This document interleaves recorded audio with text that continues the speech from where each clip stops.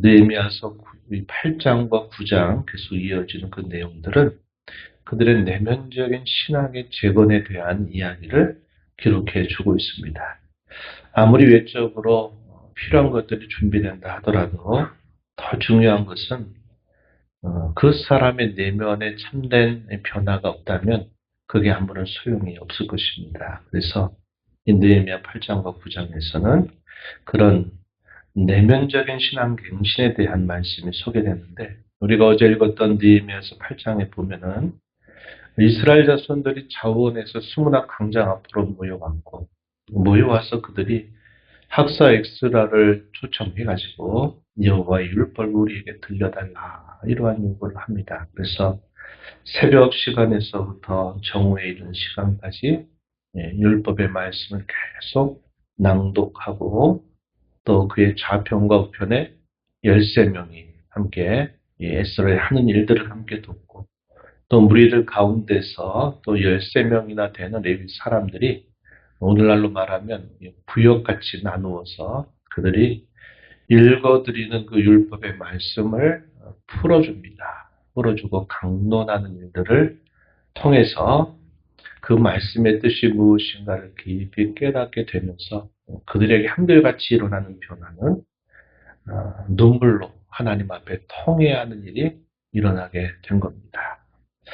그러한 일들과 함께 또 초막절기를 지키게 되면서 그들이 말할 수 없는 기쁨을 누리게 돼요. 그래서 이러한 일들이 그때에 언제 일어났느냐 했더니 7월, 이스라엘의 중요한 절기들이 많이 모여있는 7월부터 이런 일들이 계속 이어졌습니다. 7월 1일부터 계속 이어지는데, 이 초막절기는 7월 15일에서부터 21일까지 일주일 정도 동안 임시 천막을 세워서 광야 생활들을 기념하는 그런 중요한 절기였는데, 그것을 지키게 되고, 그날이 지난 8번째 날 7월 22일 날에는 또 성회로 하나님 앞에 그들이 모이면서 즐거워하게 됩니다. 그리고 이제 그 다음 어떤 일이 있었느냐, 오늘 우리가 있는 본문 느헤미야서 9장의 이야기들이 이제 기록되고 있는 말씀입니다.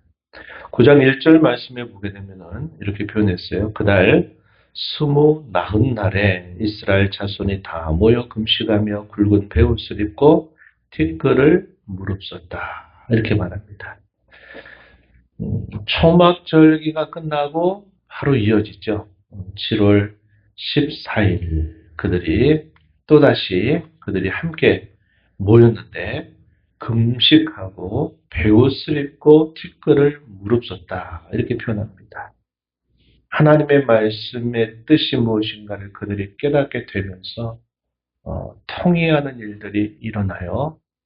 오늘 우리가 읽는 이 말씀의 내용에 보면은 기도 올리는 내용들이 쭉 소개되면서 마지막에 언약이 갱신되는 그런 것으로 마무리가 되는데, 그 기도하는 내용을 보게 되면 그들이 깨닫고 고백한 그 내용들이 그들이 지나온 모든 역사들을 다 살펴보면서 조상 때부터 그들이 하나님 앞에 어떻게 해왔는가, 그것이 자신들이 하나님 앞에 행하고 있는 그 모습까지 쭉 이어지면서 자신들이 하나님 앞에 범했던 죄에 대해서 자복하고 통회하는 일이 있게 되고, 그러한 수많은 범죄 역사에도 불구하고 하나님께서 조상과 세우셨던 그 언약을 변개치 아니하시고 그 언약을 끊임없이 지켜오셨던 것들을 그들이 고백하는 내용들이 소개가 됩니다.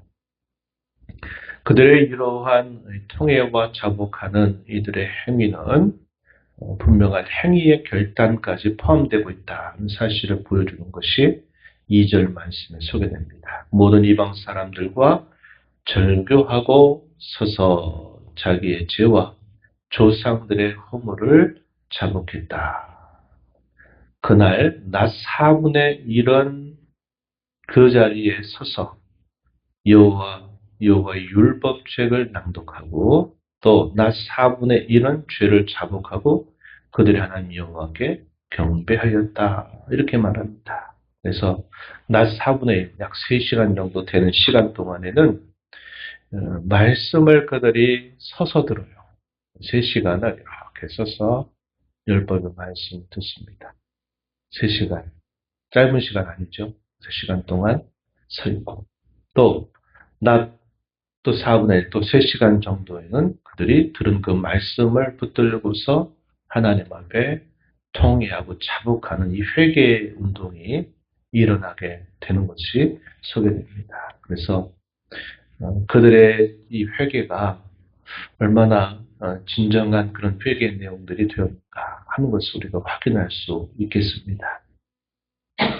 그렇게 하면서 백성의 지도자들은 큰 소리로 부르짖게 되고 또 한편으로는 여호와 하나님의 이름을 송축하면서 부르짖고 또 하나님이 누구이신가를 그들이 송축하는 그런 내용들은 9장 6절로부터 15절에서 소개됩니다. 그 가운데서 가장 핵심적인 표현은 어떤 표현이냐면 오직 주는 오직 당신은 여호와이십니다 라고 하는 고백입니다. 6절과 7절에 소개되고 있는 표현이에요.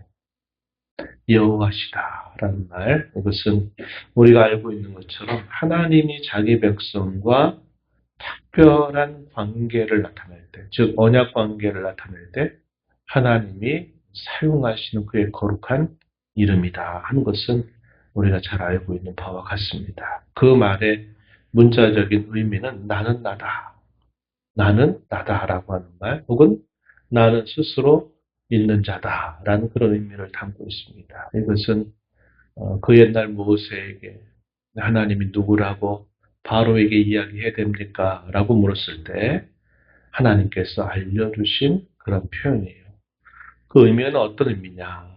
나는 내가 그렇게 되리라고 말한 대로 될 자다라는 그런 의미를 담고 있어요. 무슨 말입니까? 하나님이 하신 그 말씀을 반드시 하나님은 이루시는 그러한 하나님이다라는 말을 여호와라고 하는 이름을 통해서 알리신 겁니다. 그러면서 고백하는 내용은 하나님은 모든 천지의 만물들을 창조하신 분이시고 그 창조하신 만물을 보존하시는 분이다.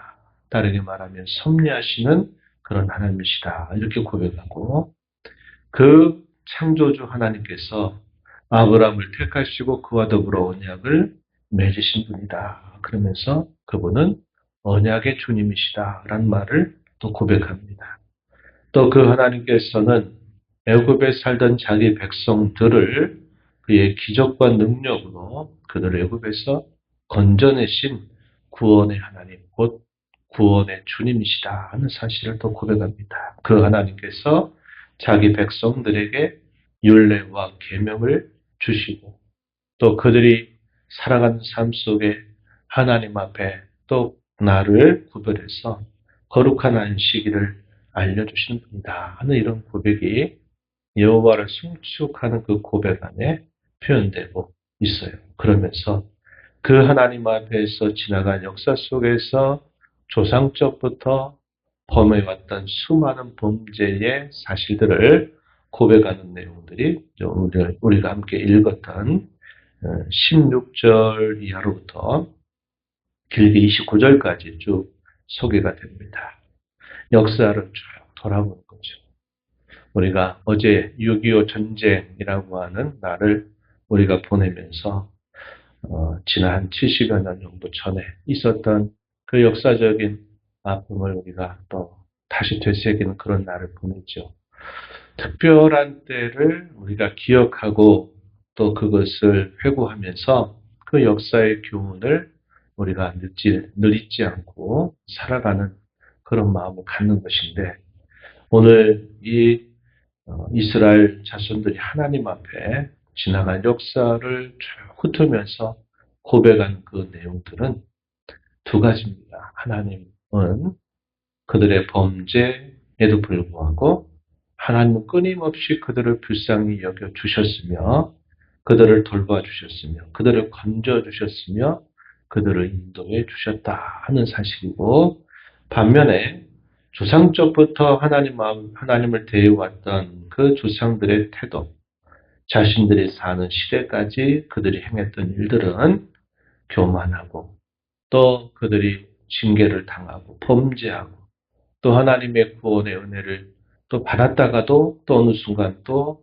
잊어버리고 또 거역하고 하는 일들이 계속되었다고 하는 사실을 보여줍니다. 마치 그 사사시대의 끊임없는 순환, 그들이 평안하게 될 때는 또 하나님을 잊어버리고 우상 숭배에 빠졌다가 또 공고를 당해서 그들에게 부러지면 하나님이 불쌍히 여기시고 또 구원자들을 그들에게 세워서 그 고통으로부터 건져주시고 또 그들에게 평화의 때를 보내게 하시면 또다시 또 하나님을 고역하는 이런 사사기의 순환들이 지나간 역사 속에서 계속되었다는 것을 낱낱이 하나님 앞에 고백합니다. 그것은 조상들을 탓하기 위한 것이 아니라 조상적부터 하나님의 백성인 자신들이 어떻게 하나님을 대해왔는가에 대한 고백이죠. 죄에 대한 자복을 말하고 있다 한 겁니다.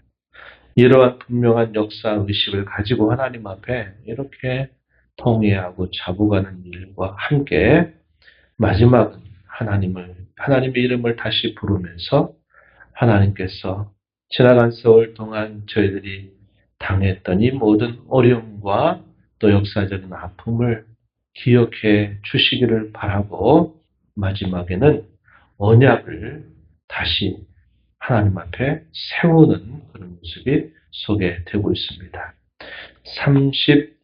33절 한번 가서 한번 보시죠.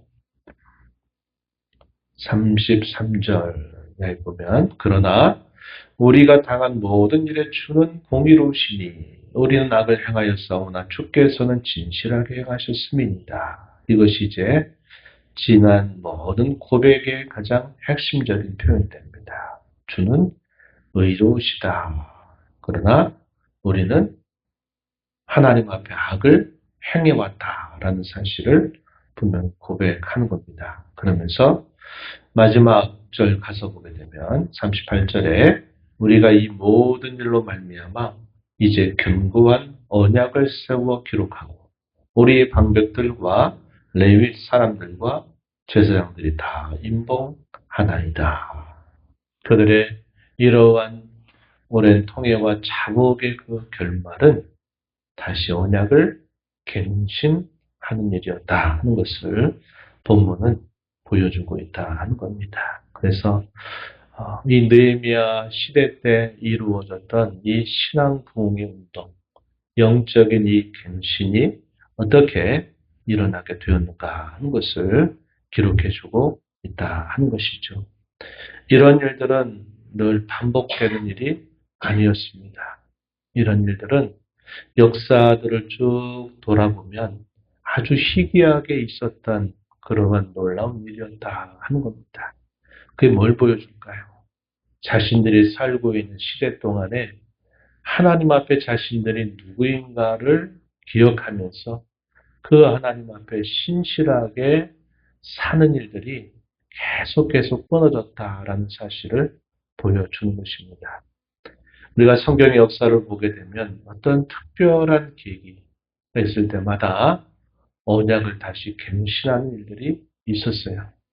그것은 새로운 언약을 세우는 것이 아니라 조상 때부터 하나님이 그 조상들과 세우셨던 그 언약에 우리가 참여하고 있는 언약의 백성이다. 우리도 하나님을 참으로 섬기겠다라고 하는 그런 신앙의 결단이 이루어지게 될 때마다 이런 언약이 다시 갱신되는 일이었다는 것입니다.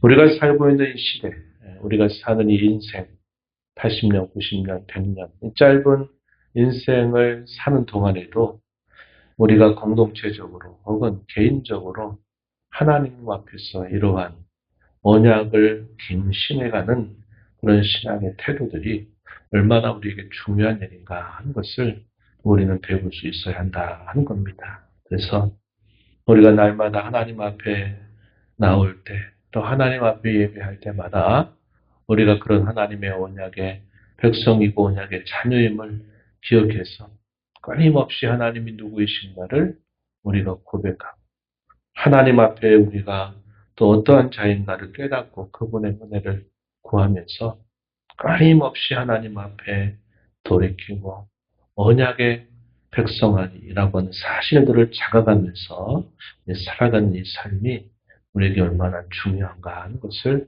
배울 수 있는 것입니다. 우리의 지나온 삶을 돌아보아도 마찬가지죠. 우리의 죄와 허물에도 불구하고 우리의 죄 허물을 따라 처치하지 아니하시고 은혜와 긍휼을 베풀어 주신 그 하나님의 은혜를 기억하면서 우리가 범했던 똑같은 죄를 또 늘 습관적으로 범하는 그런 일들을 우리가 끊어내고 하나님의 거룩한 말씀을 끊임없이 들으면서 또 깨달으면서 그 말씀에 적극적으로 반응하고 그 말씀이 요구하는 대로 결단하고 순종하는 삶을 살아가는 것이 우리 성도에게 있어서는 가장 복된 삶이다 하는 것을 우리가 이 말씀을 통해서 배웁니다.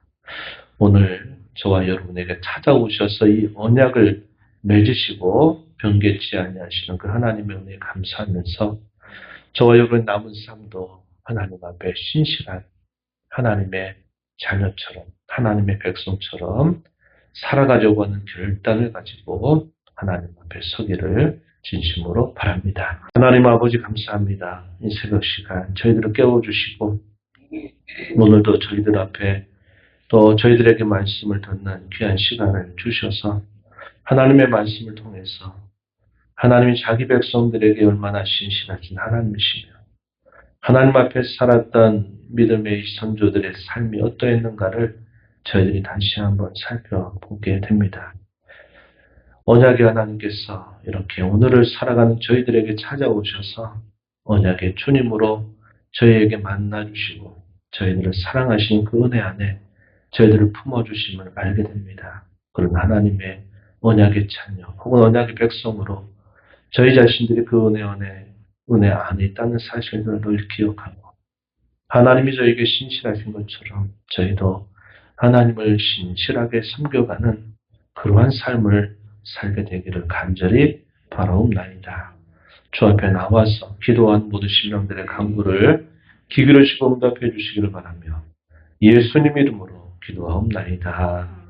아멘.